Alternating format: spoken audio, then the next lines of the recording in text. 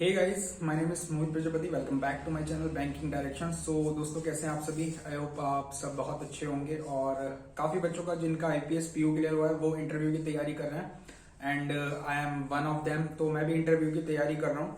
सो इसीलिए मैं अभी वीडियोस वगैरह काफी लेके नहीं आ पा रहा हूँ। काफी इरेगुलर है सारी चीजें क्योंकि टाइम की काफी ज्यादा प्रॉब्लम है मेरे साथ। तो दैट इज द रीजन दोस्तों।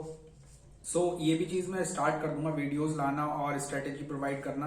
आई नो काफी बच्चों को काफी नीड है इन सब चीजों की इस टाइम, क्योंकि आरबीआई असिस्टेंट का नोटिफिकेशन आ गया है। दोस्तों, इस वीडियो को रिकॉर्ड करने का एक पर्पज है कि काफी बच्चे कंफ्यूज हैं डॉक्यूमेंट्स को लेकर कि क्या क्या हमने डॉक्यूमेंट्स लेके जाने हैं आईपीएस पीओ के इंटरव्यू में। क्या कंपलसरीली डॉक्यूमेंट है? अगर कुछ डॉक्यूमेंट हमारा रह जाता है तो वो हमें इंटरव्यू में अलाउ करेंगे या नहीं करेंगे। काफी बच्चे मुझे मैसेज भी कर रहे थे, तो इस चीज के लिए मैं आपको बता देता हूँ कि आपको क्या क्या डॉक्यूमेंट्स तो बिल्कुल कंपलसरी आपके पास कंपलसरी होने ही चाहिए। तो देखो, जो भी कास्ट से बिलोंग करते हैं, जिनका ओबीसी है और एससी एसटी है, तो इन लोगों को सर्टिफिकेट की जरूरत होती है बिल्कुल।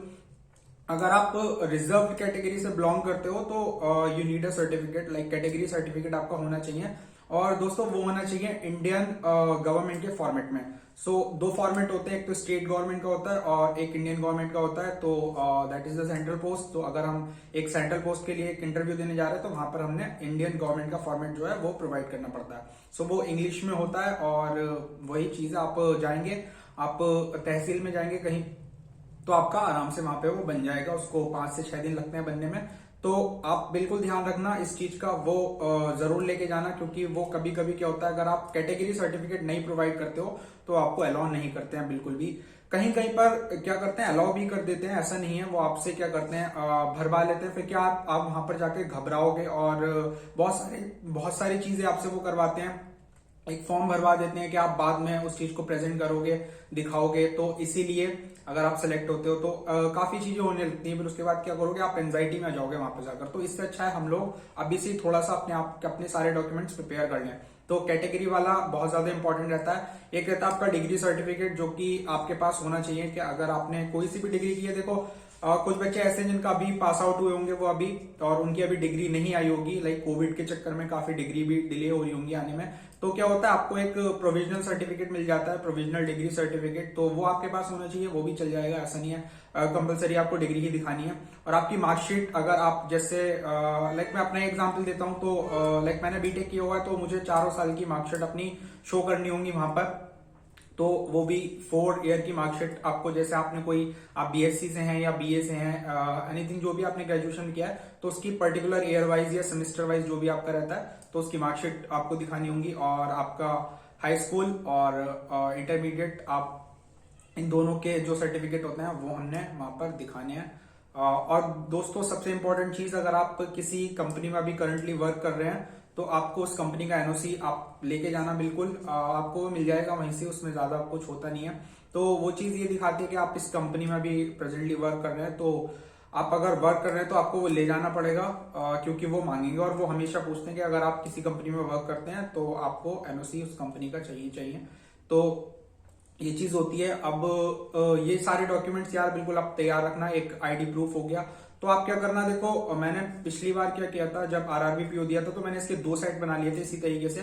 तो एक सेट तो वहीं पे जमा हो जाता है, और एक सेट मैंने ऐसी एक्स्ट्रा बना लिया था कि अगर कोई प्रॉब्लम आती है तो इनकेस अगर फोटोकॉपी वगैरह की जरूरत पड़ती है तो आप बना लो। तो आराम से 2 सेट आप लेके जाना, आईडी की फोटोकॉपी, मतलब हर एक चीज की 2-2 फोटोकॉपी करा लेना। That's it. एक सेट बना के रख लेना प्रॉपरली। और आप अपना जो अभी भी लिंक एक्टिवेट है, जो आपने फॉर्म फिल किया था, वो फॉर्म को डाउनलोड करने के लिए, री डाउनलोड करने के लिए, तो वो लिंक एक्टिवेट कर ही दिया आईपीएस ने। तो वो आप वहां से री डाउनलोड कर सकते हैं अपना फॉर्म आराम से। तो उसको उस फॉर्म के साथ आराम से स्टेप बाय स्टेप एक एक डॉक्यूमेंट लगा लेना। और डॉक्यूमेंट लगाने का ऐसा कुछ नहीं है, आप कोई सा भी डॉक्यूमेंट लगाना है वहां पे खुद अपने आप सेट कर लेंगे।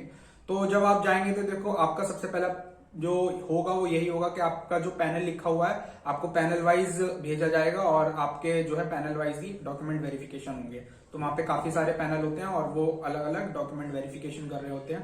तो थोड़ा सा जो होगा, लगभग 1 से 2 घंटा तो डॉक्यूमेंट वेरिफिकेशन में ही जाता है, क्योंकि बहुत सारे बच्चे होंगे यार। और जैसा भी टाइम हो तो आप टाइम से पहुंच जाना, जो भी आपका रिपोर्टिंग टाइम है वहाँ उस टाइम आप पहुंच जाना, तो कोई ऐसा इश्यू आएगा नहीं फिर। और आपने डॉक्यूमेंट्स बिल्कुल मतलब कंप्लीट भी रखना, और इनकेस अगर जैसे हो जाता है किसी बच्चे का रह जाता है तो ऐसा घबराना मत यार, वो अलाउ करते हैं, ऐसी बात नहीं है कि नहीं करेंगे बिल्कुल भी, बट वो करते हैं।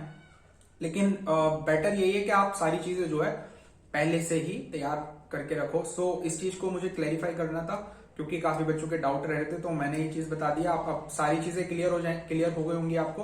अब आप बिल्कुल घबराओगे नहीं, और बिल्कुल कूल होके जाना यार। बस 5 लोगों के सामने बैठ के अपने बारे में ही बताना है, और वो तुमसे आप कुछ हिस्ट्री विस्ट्री ये सब नहीं पूछने वाले हैं कि यार बहुत सा आज आपको नॉलेज होनी चाहिए, ये होनी चाहिए, तो ऐसा कुछ नहीं है। अपना कोर आपको पता होना चाहिए, थोड़ा बैंकिंग पता होना चाहिए, और आपके आसपास क्या चल रहा है, अपने नेशनल लाइक इंडिया में क्या चल रहा है, ये आपको पता होना चाहिए।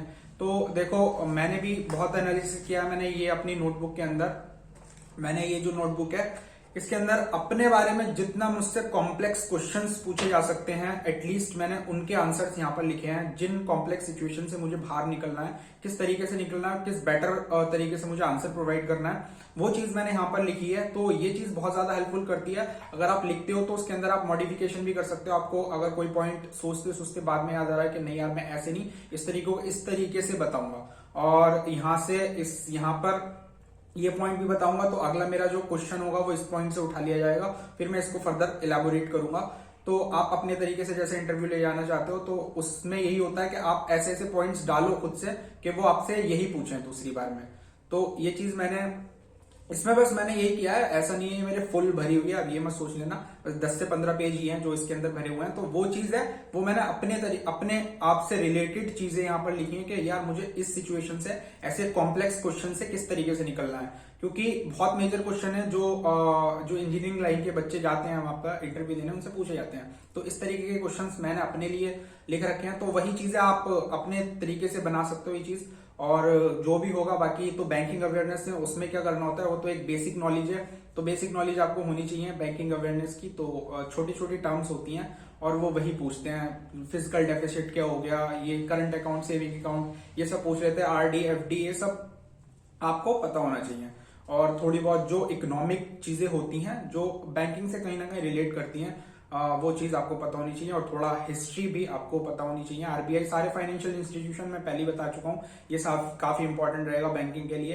तो वो क्योंकि यहाँ से वो पूछेंगे ये सारी चीजें आपको आनी चाहिए। और देखो करंट से आप रिलेट रहना बिल्कुल भी, जो भी इशू चल रहे हैं अभी, रशिया यूक्रेन का इशू चल रहा है और उसका इंडिया के साथ क्या क्या इफेक्ट है, क्या लेना देना है, किस तरीके से, तो इंडिया में क्या इफेक्ट चल रहा है, और बाकी मतलब ग्लोबल इश्यूज भी आप थोड़े से अवेयर रहना। क्योंकि अगर आपसे वो पूछे तो ऐसा ना हो कि आपको बिल्कुल ही नहीं पता हो, आपको एटलीस्ट थोड़ा सा तो पता हो। डीप नहीं पता हो तो आप ये बता सको कि हाँ ये इशू इस वजह से चल रहा है, दैट्स इट।